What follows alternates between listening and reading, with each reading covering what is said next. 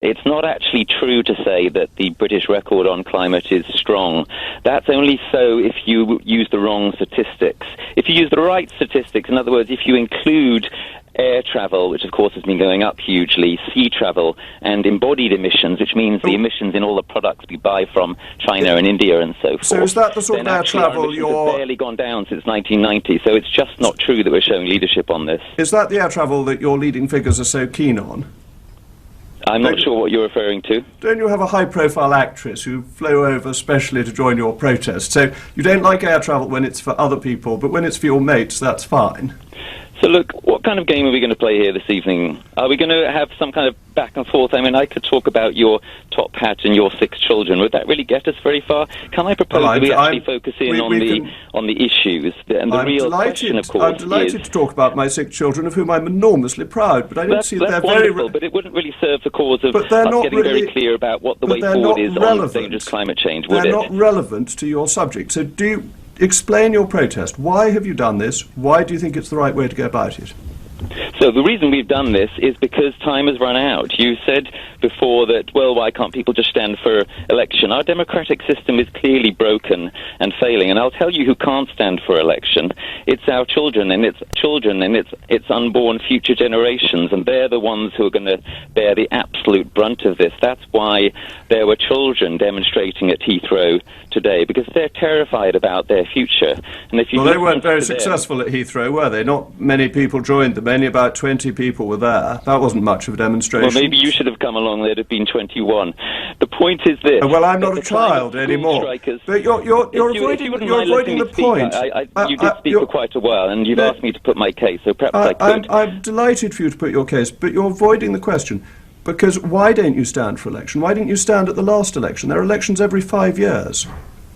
Well, I've stood in elections. I'm from the Green Party. Various people in Extinction Rebellion are from all sorts of parties and no parties. So how did you do? What we're talking about here is a threat, which is on a scale which it seems that our democratic system is completely unable to rise to the challenge of. And that's why one of our demands is for citizens' assemblies. What we're saying is, it's clear now, and anyone who saw David Attenborough's programme last night will understand this, that we need drastic emissions reductions, and we need them fast.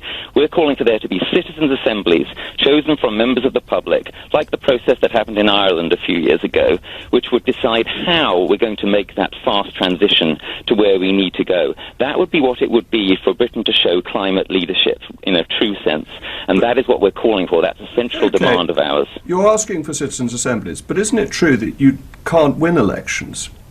You lost, didn't you, when you stood for election? Well, as you know, Jacob, all too well, our democratic system, so-called, is profoundly flawed. It's first past the post, for a start, which is absolutely cruel to third parties or insurgent parties.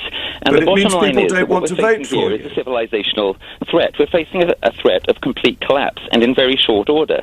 As you'll know if you've read the UN 1.5 degree report, we have a couple of years to get started on a project of reducing our emissions by at least half by 2030. And we in Extinction Rebellion think those figures are actually not serious enough, not aggressive enough. We think it actually needs to be 2025 at the least. Okay, and that means that we have to do everything extremely quickly. So that's why we're saying the traditional democratic system, so-called, is just not good enough. I think everybody knows, I think all your listeners know, that it's failing us, that it's broken. We're so saying your argument is, thank you, you've said that, you've said it's broken. But the question really for you is you're basically saying because you don't get elected, because your views aren't accepted popularly, you've got to take protest action. You've got the opportunity to put your views. You're being on the airwaves now. You have every opportunity previously to stand. But because you fail in election, you say you should impose what you think by force. What makes you so right and so certain when you can't win people over to vote for you? This is an emergency. What part of that don't you understand? It's an emergency. The scientists have made very clear, David Attenborough, our national treasurer, has made very clear that we've got very little time to act. Now, unfortunately, the government of which you are a part is not intending to act with anything like the speed required. And in fact, they're moving in the wrong direction. You want to frack. You want to have a new runway at Heathrow. Well, I'm glad you mentioned fracking. Have faith in a system which is taking us in that direction. I'm very glad you mentioned fracking. That's why we've resorted to this action, and that's, of course, why I'm in a able to talk to you now because we've had the publicity, because of the people being on the street and the 500 brave people who put themselves in a position where they're ready to be arrested. That's why I'm talking to you now, and I think that in itself shows that this action has had a very profound positive effect. Well, I'm glad you mentioned fracking, because, as you know, fracking has led to the biggest reduction in carbon dioxide emissions in the United States, I'm sorry, I'm going to have to correct you again there, because actually the fugitive methane emissions from fracking are a climate disaster in the making. Carbon dioxide has come right down in the US. Part of the solution. But carbon dioxide right down in the US because of fracking. But the would methane be a great opportunity. It would be a great opportunity for the UK. Facts, you would find out that they're extremely important, because methane is a gas which is approximately 100 times as dangerous as carbon dioxide to the atmosphere. If you can get the energy that we need and you can reduce carbon dioxide emissions, isn't that better than making us all live in caves?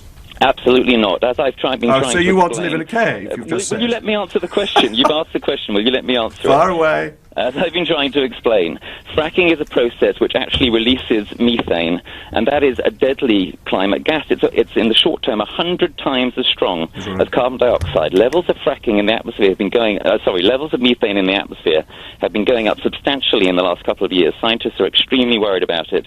Fracking is one of the causes. That's one of many reasons why the British public is in fact overwhelmingly opposed to fracking, and I don't believe that fracking will actually ever come to this country, which I think most people are extremely pleased about. Well, I hope it does, because of the success in reducing carbon emissions in the United States, which I think is a big boon. And I also think people should have the energy that they need to live improving lives and have a better standard of living. And it's really interesting that a lot of the people on the protests don't seem to enjoy too hard a lifestyle themselves. And it's a protest of people who are, they're all right, Jack, thanks very much. When are you going to end these protests? Well, let me just take up your point about a hard life. I don't think you've got much of a right to speak about that. I don't think you have a terribly hard life. But I really don't think it serves anybody for you to try to make... Thank you for that. I'll answer that point, because you say that, but then I make no bones about it. I'm not a humbug. I don't say other people should have more miserable lives. I should say that people should have better lives and governments should do things to help them. But what you're saying is that your lives are fine and you should make other people's lives more difficult and take away the advantage of cheap energy. That's pretty selfish and hypocritical, isn't it? The climate school strikers are doing what they do. Heroic people like Greta Thunberg, who will be in Parliament next week. I hope you'll go to hear her. Why don't they do what they do? Because they are worried that they are not going to have any life at all.